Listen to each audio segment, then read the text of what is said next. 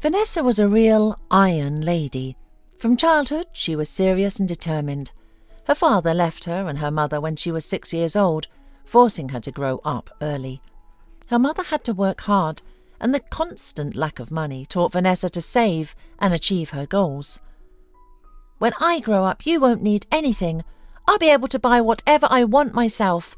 There will be no more money problems," said little Vanessa to her mother. "My dear child, I am so sorry that your childhood ended too quickly. You became an adult early. I hope it won't affect your private life in the future," her mother told her. Surprisingly, everything turned out well. While Vanessa's peers were still playing with dolls, she was selling produce from their own vegetable garden at the market. Later, she and her mother opened a shop selling fruits and vegetables from local farmers. Soon, they had 3 such shops, with Vanessa managing the finances and bookkeeping. "You are my businesswoman," said her mother. In response, Vanessa only smiled. As time passed, the family grew their 3 small shops into a whole fruit and vegetable chain, with several large supermarkets, entertainment centres and cafes serving fresh-baked goods. Vanessa had an innate sense for business, knowing where to buy cheaply, what to invest in, and how to maximise profit. She had transformed from a shy little girl into a successful businesswoman. "Do you ever rest? You work and work," her friends said to her. "Girls, my work is my rest, drive, love, strength, all opportunities in one bottle." "And what about your family? After all, you and Paul have been married for 2 years. How does he handle all this? How does he react to your constant busyness?" "What's wrong with Paul? I earn more than him. He can afford expensive things, wonderful holidays in Europe. He should be grateful to have such a beautiful wife," Vanessa answered. Her friends only shrugged their shoulders and sighed heavily, whether from envy or pity was hard to tell. However, it was difficult to call Vanessa happy. She had married early to a hard-working man. They had no children, but neither did they have love. "All day long you're at work. You don't care about me," Paul complained to his wife. "I think you forget who earns the money in our family. For 2 years you haven't gotten a promotion. Not a man, but a wimp. I offered to talk to your boss. You refused. So sit in your low position with your small salary." "Why are you like this? I'll talk to him. I will definitely talk to him," said Vanessa's husband, trembling with resentment. "Oh, you mumbling sissy. What kind of man are you? Why did you fall on my head?" Such conversations between Vanessa and Paul happened so often that one day his patience finally broke. During the New Year's corporate party, Vanessa came home drunk. She rushed in and, without even noticing her spouse, went straight to the bedroom. "It's just terrible, Cassandra. Can you imagine? Can you imagine? During the champagne toast, the cork flew straight into the waiter's gravy boat. My snow-white designer dress is drenched in bolognese sauce. It's ruined. I only came home for 5 minutes to change," Vanessa said to someone over the phone. "Darling," Paul called in a trembling voice. "Cassandra, wait. My husband wants to say something." Vanessa propped the phone receiver with her shoulder. "What do you want?" "Vanessa, I can't take this any more. You always humiliate me. I don't feel like a man next to you. Sometimes you don't even notice me." "Wow! Cassandra, my mumbler has found his courage. Something big is about to happen." "Why are you interrupting me now?" "All right, go ahead, I won't. But I'm already laughing." "Anyway, Vanessa, I've made a decision." "He's made a decision, Cassandra. I'm laughing." "You promised not to interrupt." "Okay, I'll shut up." "Vanessa, I'm leaving you." "Cassandra, he's leaving me." "What? Are you crazy? What the hell are you talking about? Are you feverish? Cassandra, I'll call you back." "Sorry, my taxi is here. I'll file for divorce myself. Goodbye." With these words, Paul disappeared behind the front door. "What a jerk!" Vanessa collapsed onto the floor in surprise. Within half an hour, she was at the bar with her friends, openly sobbing. "Girls, why did he do this to me? I made a man out of him. I got him a good job. I bought him things. I had his suits custom made, by the way. But he wouldn't ask for a promotion, and now he's packed up and left me." "Don't worry, Vanessa, he doesn't deserve you. You need a real man, not your mumbler," said her friend Cassandra. "It seems to me that it's your own fault Paul left you," May cautiously suggested. "I don't understand. Whose side are you on?" Vanessa was surprised. "I'm the injured party. Have you forgotten?" "I know, but imagine yourself in his place. If your husband behaved the way you do now, what would you do?" "Don't listen to her, Vanessa. You've just met too many weaklings. You need a strong, serious man, someone you can rely on like a stone wall," Cassandra insisted. "You're right. You, May, don't understand anything." Vanessa agreed with Cassandra. "We'll definitely find you the perfect one. You'll see. And your mumbler will come crawling back on his knees. But we won't take him back," supported the thoroughly drunk Cassandra. A month had passed since Paul's departure. Vanessa plunged headlong into work. On Cassandra's advice, she went on 5 unsuccessful dates. None of the new suitors impressed her. One day, while driving to the bank, her car got a flat tire. "What a mess," said the beautifully dressed Vanessa as she got out of the car. "Did something happen to you?" asked a man in tattered clothes, sitting with others on the ground. He held a violin, and at his feet sat a metal can where passers-by dropped money for the travelling musicians. "I have a flat tire and I can't reach my mechanic," Vanessa said helplessly. "Do you have a jack and a spare wheel?" asked the man, flashing an incredibly white-toothed smile under his unshaven face. "What? Oh, yes, in the trunk." "If you don't mind, I can help you." The man set his violin down, approached Vanessa's car, and leaned into the trunk. "Hey, I have documents in there. Don't you get them dirty," Vanessa reprimanded him. The man gave the businesswoman in her expensive suit a wandering glance. "How ambitious you are." "Well, look at that. A homeless man, but educated," Vanessa thought to herself. The man quickly changed the wheel, wiped his dirty hands on his trousers and looked carefully into Vanessa's eyes. "So beautiful, but so angry," he said, returning to his fellow homeless men. Strangely, Vanessa didn't feel like arguing with him. He was somehow kind, manly, and warm all at once.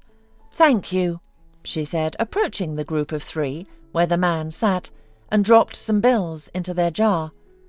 "Merci," the man said, placing his hand over his heart with a slight bow. Vanessa got into her car and drove away, but she couldn't get the strange homeless man out of her head. A few days later, they met again. This time she was leaving her office, struggling with a stack of folders, documents, and several boxes of contracts. The pile was so high that the topmost box reached her chin. As she descended the steps, she stumbled, and several boxes tumbled to the ground.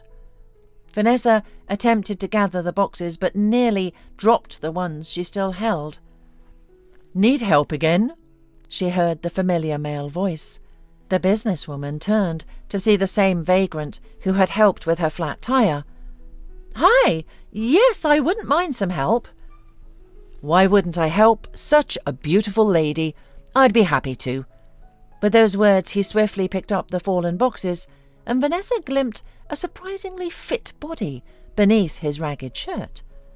"Wow, he's attractive. Oh, what are you thinking, Vanessa? He's homeless. This is what happens when you go too long without male company. You'll start eyeing just anyone," Vanessa thought, smiling to herself. "Where should I put these?" "Right here," she answered, gesturing to the smoothly opening trunk. "My name is Vanessa," she said, offering him money. "Here, take this. Thank you for your help." "Did I ask the lady her name?" The man smiled. "Thank you for the money. I don't need it. It can't buy happiness, but I can buy food for my friends. They'll be pleased. Goodbye, lady, until we meet again." Vanessa felt as if she'd been doused with cold water. Look at that. Homeless but proud, she thought, got into her car and drove away. The third time Vanessa and the mysterious stranger met was near a supermarket outside the city. She had just finished shopping when she saw two men in black jump into her car. They slammed the doors, hit the gas and sped away. "What the hell? Where are you taking my car?" As Vanessa frantically searched for her phone in her purse, a motorcyclist rounded the corner, snatched her bag and disappeared behind a row of long garages. "What kind of day is this?" She returned to the shop, but it had closed early. The security guard merely shrugged at her desperate attempts to enter, apologizing that the supermarket was closed. What a day! Vanessa realized with horror that she'd have to walk to the highway and hitchhike. She looked at her designer patent leather heels, took them off, and walked proudly down the road, swaying her hips. Just my luck to come way out here, as if there weren't enough supermarkets in town. The Iron Lady's fortune had truly abandoned her. She walked for 40 minutes without seeing a single car. Head down, she trudged barefoot along the road, no longer expecting any luck. Suddenly, an old rusty car, surprisingly still running, came around the corner. "What a reunion! Nice lady, can I offer you a ride?" came a familiar voice. She looked up and saw an unshaven man. "I didn't know you had a car." The man smiled. "It's not your car, but still, get in. I'll drive you home." Vanessa got in. They drove almost the whole way in silence. The man was the first to break it. "How did you come all the way out here? Did something happen? I can see you're upset." Unexpected, Vanessa felt a surge of weakness and self-pity. She fell against the man's shoulder and burst into tears. "Come now, don't be like that. I don't know what happened, but everything will get better," he said, stopping the car. Vanessa lifted her head and looked into his eyes. They were big, blue and deep like the sea. "I'm sorry." Vanessa moved away and wiped her tears. "A moment of weakness." "Lady, you're not as iron as you pretend to be. Clean yourself up and let's continue," he said, handing her a handkerchief. Vanessa wiped her face and tried to return it.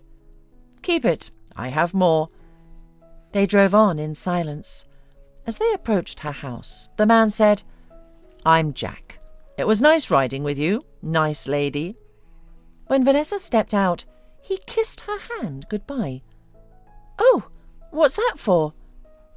The businesswoman was touched and impressed.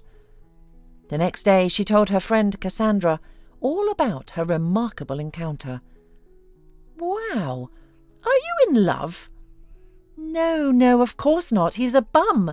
But he's so manly, so strong, so nice," Vanessa said, taking out the handkerchief Jack had given her.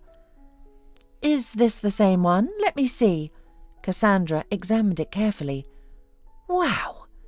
What is it?" "Your bum isn't so destitute after all. This is a designer handkerchief. Look at the initials. I saw one in a recent spring collection. It's limited edition. Trust me, I know about these things." Vanessa's eyes widened. "What are you talking about? Give me that." Vanessa snatched the handkerchief back. "You should meet him again." "Maybe he stole it. I'll go talk to him. Can I borrow your car? The police found mine, but sorting out the details will take time." "Yes, of course." Vanessa rushed from the office, got in the car, and drove to where she and Jack had first met. He wasn't there. She searched the neighbourhood and checked several places, but found no one. She arrived home that evening. Before she could undress, the doorbell rang. A courier stood at her doorstep. "There's a parcel for you. Sign here." Vanessa sighed, took a large box and opened it. Inside lay a beautiful red dress with an open back and a note. "I see you've been looking for me. Did you miss me, lovely lady? I hope I got the right size. Wear this dress. I expect you at 9. Vanessa checked her watch. 20:45. She hurriedly changed into the dress, just managing to fix her hair and makeup before the doorbell rang again. The car is waiting. A black-tinted Jeep soon delivered her to an elegant 3-story mansion. A smiling butler greeted her. "Mr. Jack Skipper is expecting you." Vanessa ascended the beautiful vintage staircase and entered the large living room. There, at the massive table, sat Jack, now perfectly shaven, his hair stylishly arranged. He smelled wonderful, his eyes still shining as before. During their conversation, he revealed that he had first seen her at a bar with his friends. She had struck him as haughty, stiff, and conceited. He had learned about her divorce, her ex-husband, and how she dealt with men. "Are you trying to teach me a lesson?" "Sort of. I also discovered that you've always been strong, that you've only been attracted to weak men. They never made you feel like a lady." Jack moved closer, took her hand, and pressed it to his cheek. "Now I know you can be tender and sensual, and I like it very much." Hearing these words, Vanessa blushed for the first time in her life. For the first time, she felt feminine, vulnerable, and loved.